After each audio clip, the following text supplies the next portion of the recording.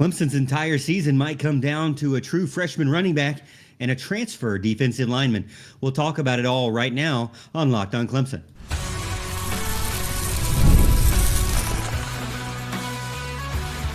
You are Locked on Clemson, your daily podcast on the Clemson Tigers.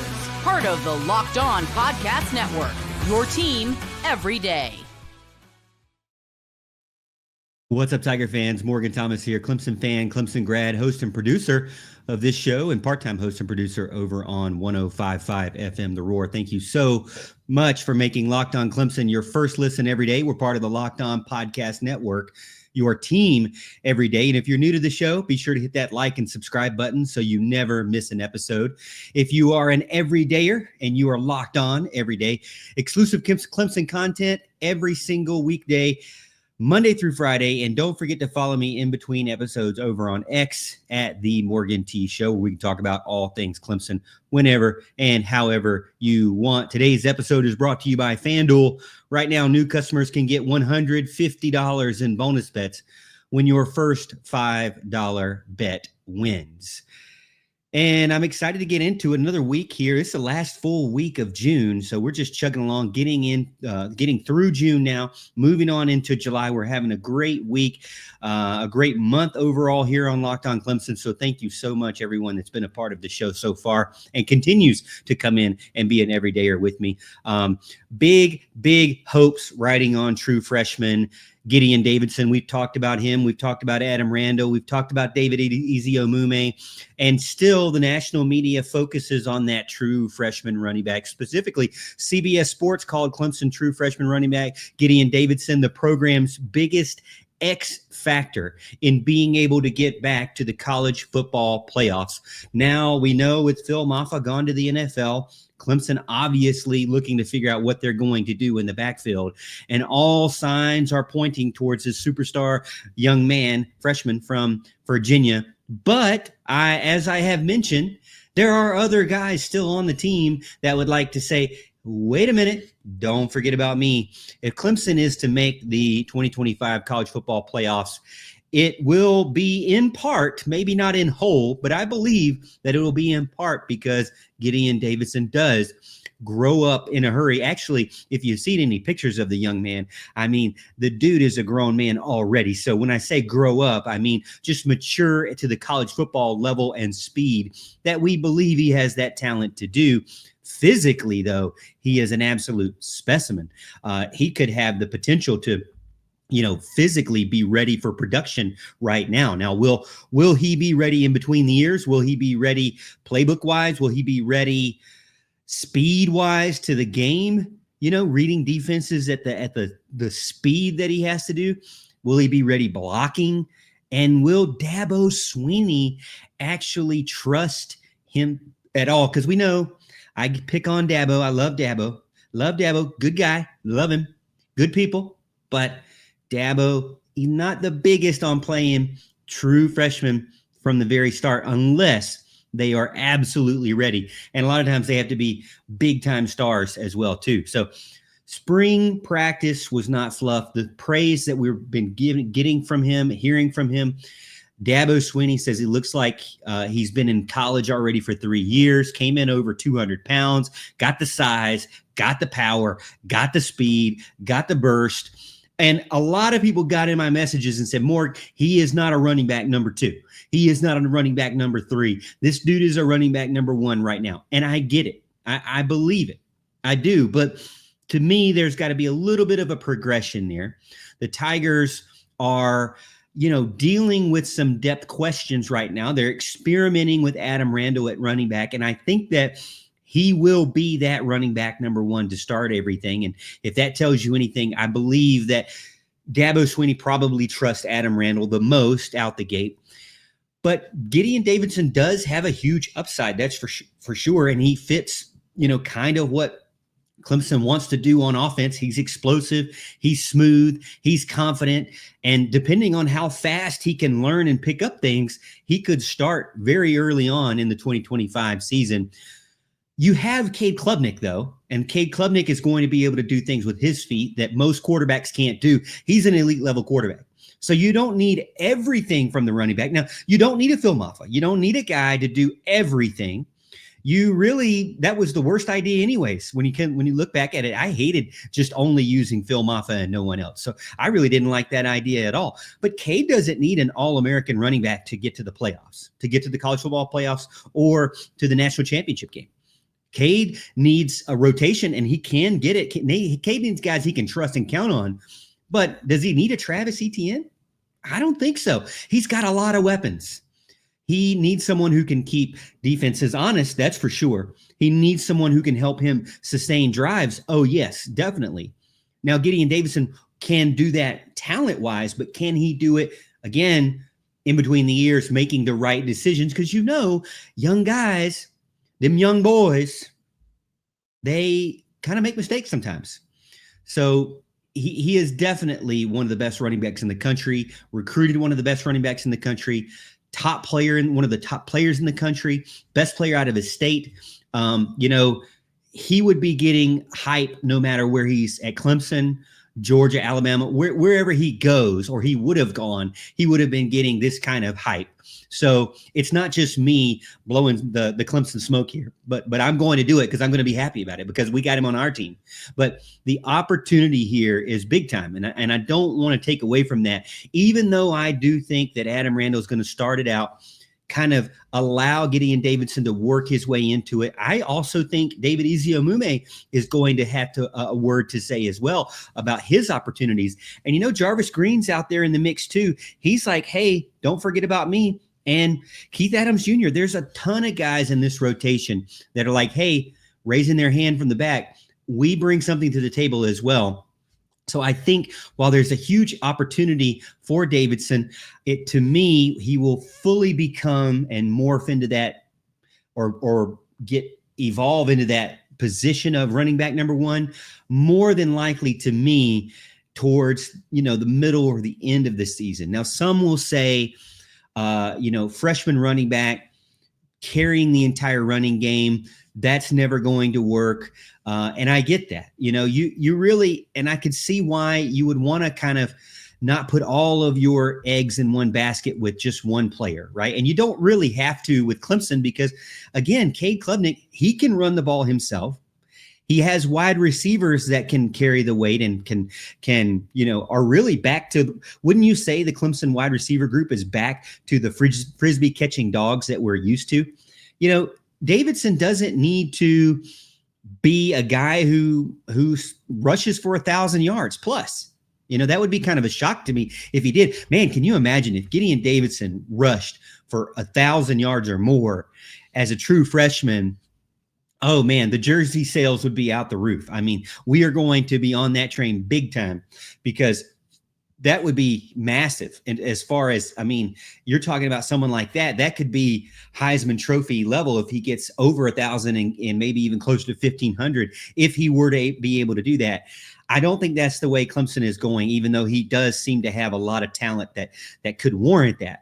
To me, Clemson's route is going more of running back by committee, starting with the guys that have been around the longest, that they trust the most in that position, and then working on getting their freshman phenom involved more and more as they continue to build towards, again, because you don't have to win the national championship in September. Now, you do want to, in August, you do want to beat LSU.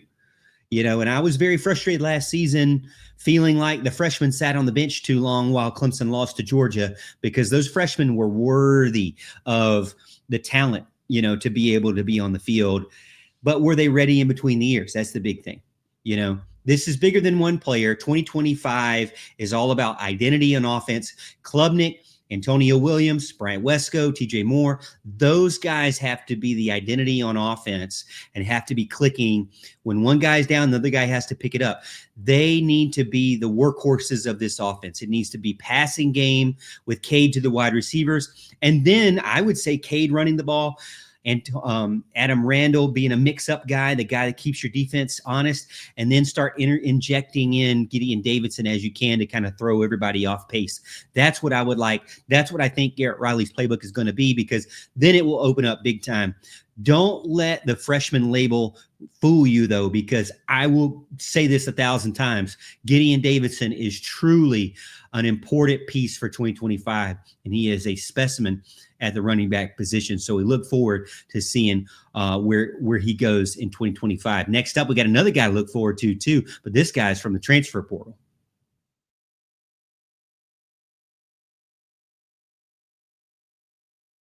Summer sports are in full swing, and whether you're all about baseball under the lights, golf on the green, or high-stakes soccer action, FanDuel is the best way to make every game more exciting. You're already following the action because you're a sports fan and you're watching it. Why not make it a little bit more exciting with FanDuel? You can get in on a game where you and your friends can totally have an exciting time and enjoy your time on FanDuel. You can get in on the game while your friends are getting sunburned at the beach. Now, I'm looking at the FanDuel research on FanDuel.com. You've got a lot of baseball going. You know, we've been talking all month about NBA finals and playoffs. That's gone. Now we're getting right into NBA or MLB and looking at the same game parlays that you can get in. There's some big time MLB player props today. Bailey Ober outs recorded 17.5 or more. Abraham Toro, a record to record an RBI today, or Manny Machado to record 2+ total bases. Those all together would make a big time same game parlay. So go check that out over on FanDuel.com. New to FanDuel, new customers can bet just $5 and get $150 in bonus bets if your first bet wins. Open the FanDuel app today or visit FanDuel.com/lockedon to get started.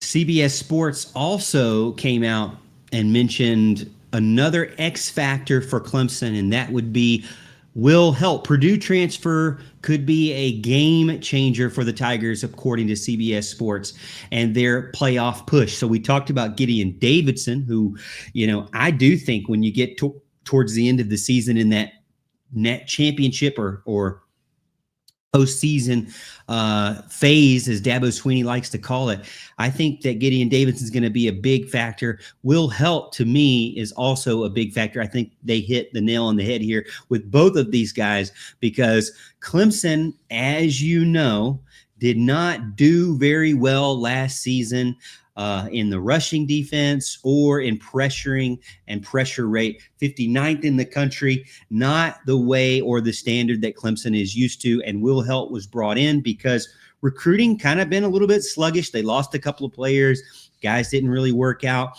And Will Heldt has been brought in to fix it and fix it fast. That's what you kind of do with the transfer portal, which was a huge shock because this was a legit transfer portal take for Clemson, a guy who's going to start for Clemson and not just be in the rotation. So it's really, really exciting for me that Clemson was able to do that and bring him on to the team and fight out teams like Texas A&M.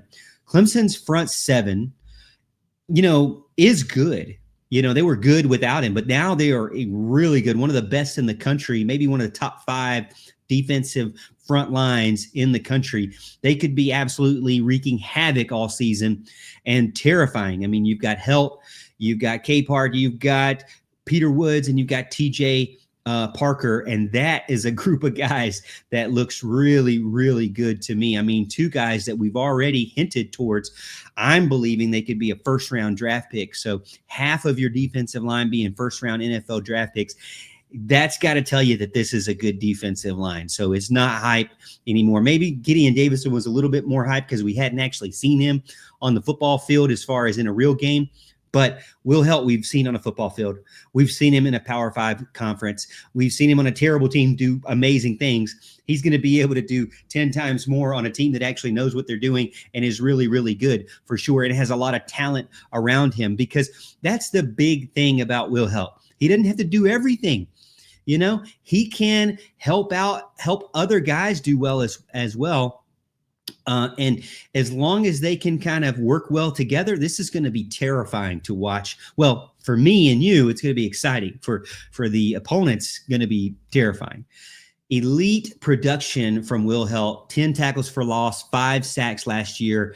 He is proven and, is definitely an X factor. He fits Clemson exactly where they lacked. TJ Parker needed a partner, and now he's got a partner. You don't have to just only attack from one angle. And, a lot of times the offenses went away from TJ Parker's side. Well, you're not going to be able to do that now.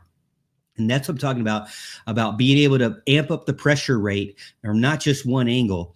And Dabo finally going into the transfer portal to get a big-time talent. Was it a philosophical shift? I don't think it was so much a shift as it was Dabo has always been okay with the portal. He just hasn't found what he felt like was a good fit, or really hasn't agreed with how the fan base thought he should use the transfer portal. But it was, to me, very evident. If you're following recruiting, if you're following roster management, and you're a junkie like I am, that the defensive end position was an area of issue that Clemson needed to address, and it wasn't getting addressed in recruiting to the level that Clemson needed. And so going into the transfer portal and getting Will Heldt is great. He plays with fire. He's always looking for the big opportunity to return a fumble, to force a fumble, to try to get some scores on defense. He's a guy that's going to bring heat in game after game after game. He does not take snaps off. He is just absolutely solid and disruptive from the edge. And he's already got national respect. That CBS Sports talked about how he was an X factor. There's places out there that say he's one of the best transfer portal players from last season. And that, to me, is a big-time accolade, because a lot of times when you see transfer portal and big-time accolades or national media coverage, it's the big offensive players like the quarterbacks, the wide receivers, those flashy guys. And Will Heldt really wasn't super flashy as far as, national media is concerned, but as far as his talent goes and his skill level, and the fact that he's already shown it on the football field, to me, he didn't get the hype that maybe he deserved from the transfer portal, but he's definitely one of those best guys out there that Clemson was able to bring in. Now, can one defensive end fix an entire defense? No. I mean, you've got to be able to make other adjustments, and that's where Tom Allen comes into place. That's where his philosophy comes into place, to be able to fix the rest of the things. Having the talent is it more than half the battle? I mean, it has to be more than half the battle, correct? Having the talent, to me, is like the cheat code, right? Because talent can cover up bad coaching and bad play calling. If you don't have good talent, then your coaching has to make up for it. And that is extremely difficult because they're not playing the games. To me, if you have the better players on the field, it will eventually show up. So edge rusher or not, that is a key place. That is a game-changing position. That is a high-value position, not only in college football, but in the NFL. And so he has the ability to not only elevate himself, but elevate everyone else around him. As I mentioned, him with the other three guys, they're going to be able to work well together if the scheme works well and their talent and their timing set up properly. This will allow them to really shine, each individually and as a collective group. And also, I haven't talked about this, but think about how much a defensive line helps improve a secondary. They're able to get to the quarterback more. I feel like that's why Brent Venables was so good, is because he really didn't say, let's sit back and try to outsmart the quarterback. I don't think Brent Venables was that kind of schemer. I think Brent Venables was more about aggression. I'm not going to let you try to pick me apart and try to outsmart you. You know what I'm going to do? I'm going to get in your freaking face and get as fast as possible to you so that you don't even have time to try to even pick me apart or even think. Blitz Venables is what I called him. And I want to see more aggression, and getting a guy like Will Heldt will definitely do that. His impact is going to be very, very early, fast, and often for sure. He's going to help get this defense back to the level that we expected from them Don't underestimate Dabo Swinney's move, because this is going to show you how he's going to build teams going forward. And this big time caliber of a player and talent is huge for Clemson moving forward and showing what they're going to do to build rosters. And I'm excited about it. All right, I'm going to finish up the show, this Monday show on the last week of June, talking about week 0. Clemson doesn't play week 0, but could they soon? We'll talk about it.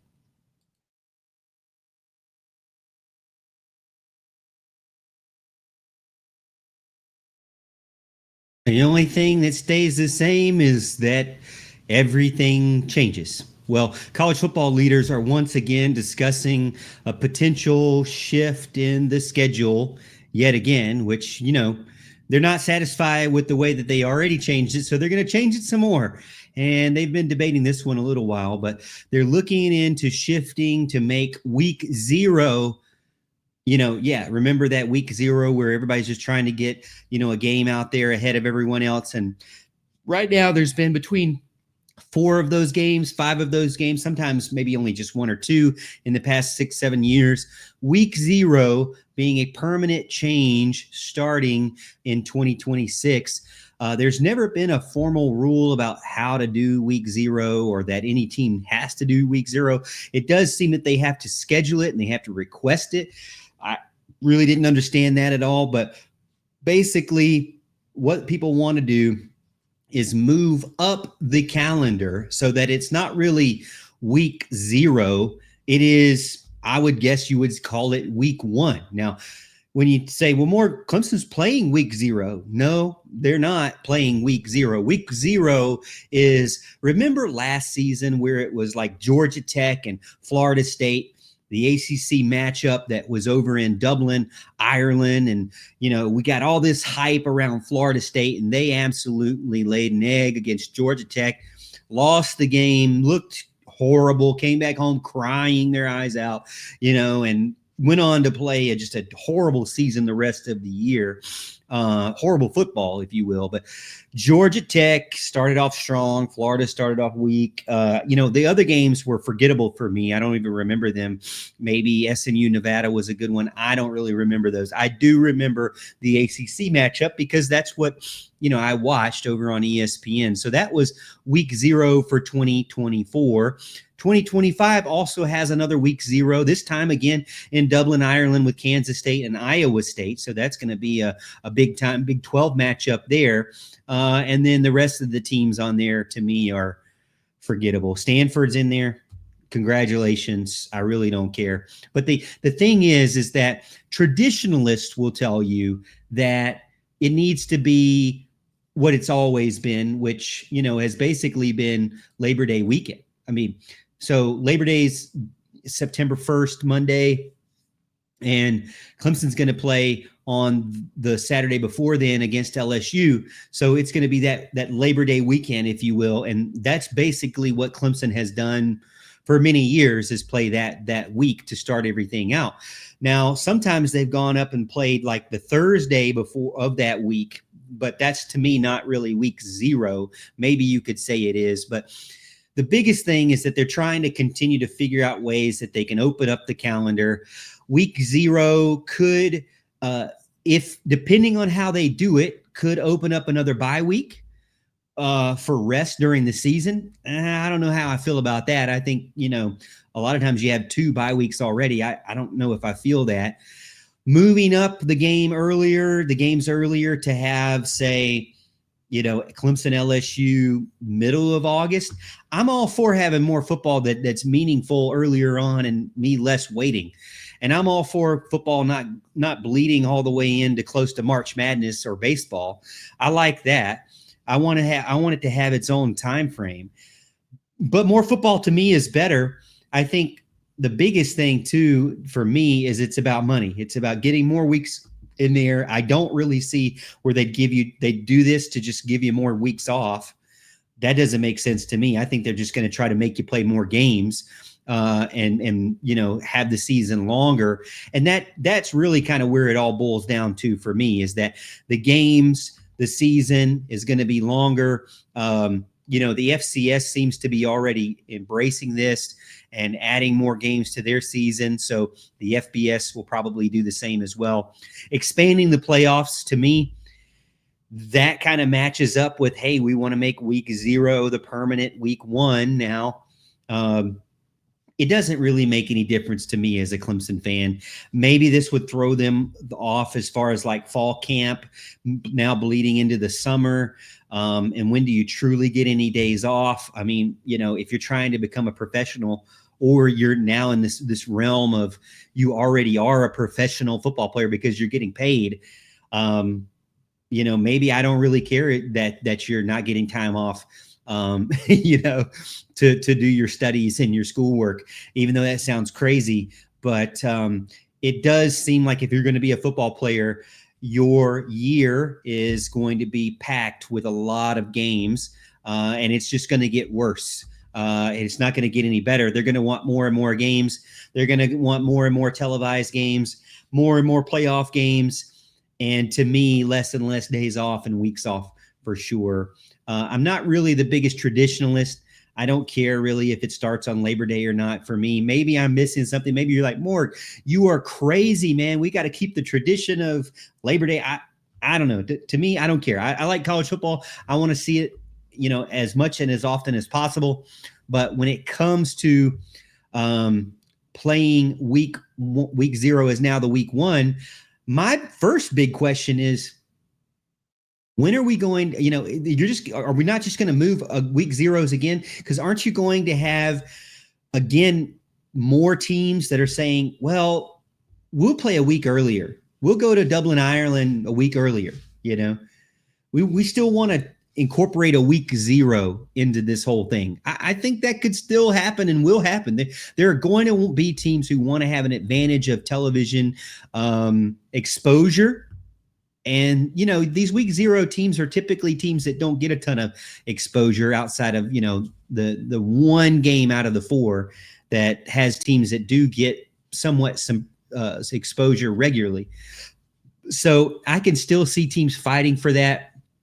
To me, it is inevitable that they're going to keep expanding, but I do feel like we have to get to a point where they finally figure out something when it comes to having exhibitions like a preseason, like the NFL has. I'd like to see that. I'd buy tickets to that. I think the teams deserve that and need real exhibitions and not what we're seeing in the spring game, which is just a glorified press pass, practice that I get to see when I go in there. So, I do think that I'd like to see some sort of preseason where teams play each other, limited and reps. And then I'd like to see, I'd